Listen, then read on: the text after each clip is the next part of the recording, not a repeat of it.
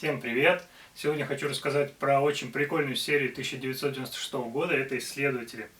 Это одна из последних космических серий до того, как началась эпоха «Звездных войн».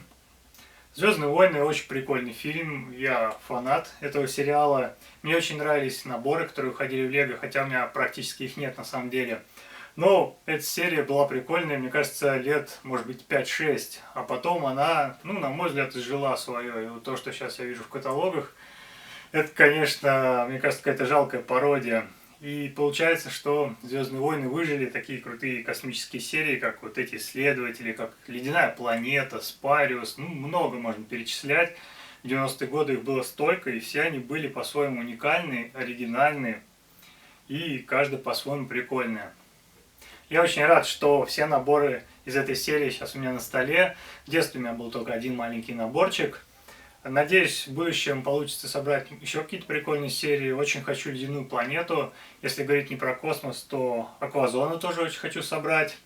Ну, а сегодня я расскажу основные фишки этой серии. Про каждый конкретный набор не буду говорить, покажу только самое крутое. Собственно, начну с того набора, который у меня был в детстве. Такой вот небольшой космический корабль, но, кстати говоря, в нем детали прилично, и он был далеко не самым маленьким моим набором. В нем есть две, наверное, из трех фишек этой серии. Первая – это красно-синий светофильтры, которые позволяют увидеть разные рисунки на наклеечках. Сейчас попробую крупно показать, если получится. Вторая фишка – это вот такие вот телескопы. Наверное, телескопы. В детстве, естественно, это было всякое оружие, пушки, но на самом деле, наверное, это все-таки какой-то радиотелескоп с такими вот прикольными переливающимися наклейками. Также мне очень нравились человечки в этой серии.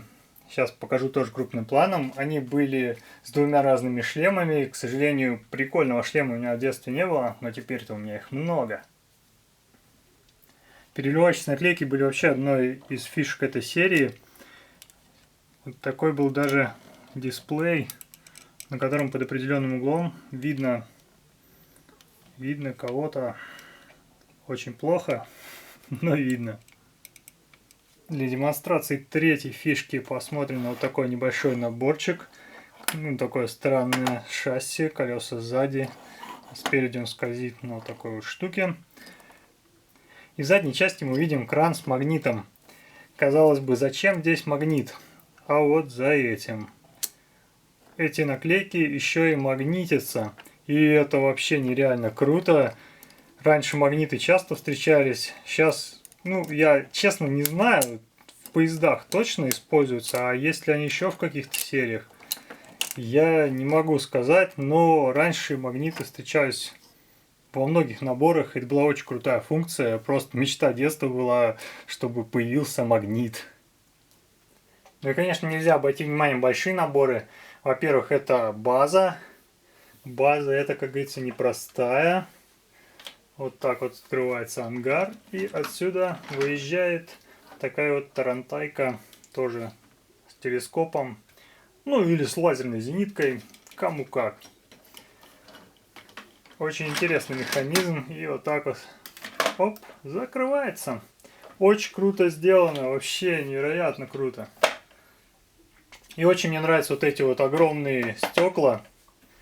У меня есть на самом деле еще два. Поэтому, когда я буду делать одну из самоделок на эту тематику, у меня будет по-любому такой купол из 4. Я уже это задумал. И самый огромный набор этой серии — флагманский космический корабль. В нем куча всяких фишек. В нем несколько человечков. Здесь у нас несколько кабин.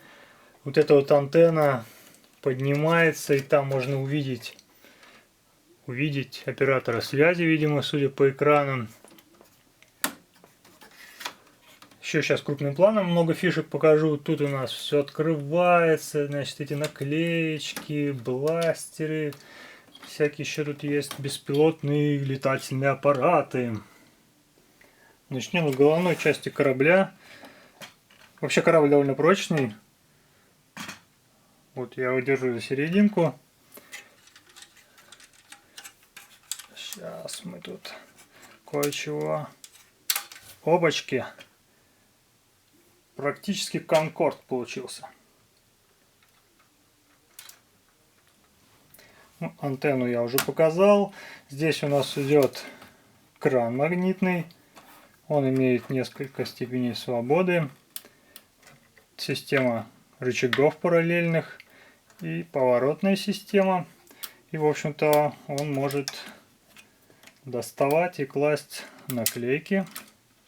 Продумано. О, даже две. Большой улов. Ну и с другой стороны симметричная такая же штука со светофильтрами. Движемся дальше. С задней части у нас отсек, естественно, с телескопом. Можно вот так вот открыть. И вот он такой вот красивый. Ну, с телескопом не все так просто. Тут есть еще такие фиксаторы. И корабль превращается вот в такую вот неведомую, но очень крутую штуку. Надеюсь, что видно. Тут есть в нижней части колесики. Я когда собирал, не очень понимал, зачем они. Но они помогают кораблю обратно вот так вот в нормальное состояние вернуться. Ну и в завершение еще в задней части у нас есть такой вот наземный модуль. Здесь у нас в кабине сидит робот. У него есть такой тоже магнитный манипулятор, чтобы подбирать наклейки. И есть такой вот манипулятор клешня. Несмотря на то, что у этих наборов похожие функции, они все очень разные и по-своему интересные. Предваряя один из самых популярных вопросов, скажу, где я их купил, эти наборы. Я их заказал через Bricklink, так же, как и многие старые техник наборы. Меня, конечно, порадовало качество деталей, несмотря на то, что некоторым из них 22 года, это точно, потому что есть уникальные детали, которые были только в этой серии. Они все очень белые, не пожелтевшие. Ну, наверное, их как-то специально обрабатывают знающие люди. Потому что, ну, во многих наборах такой давности я видел белые детали в плачевном состоянии. Белого цвета там и близко не было. А здесь все очень круто. Ну и в заключении небольшой анонс. В ближайшую неделю выйдет видео с новой самоделкой. Не пропустите. До скорого!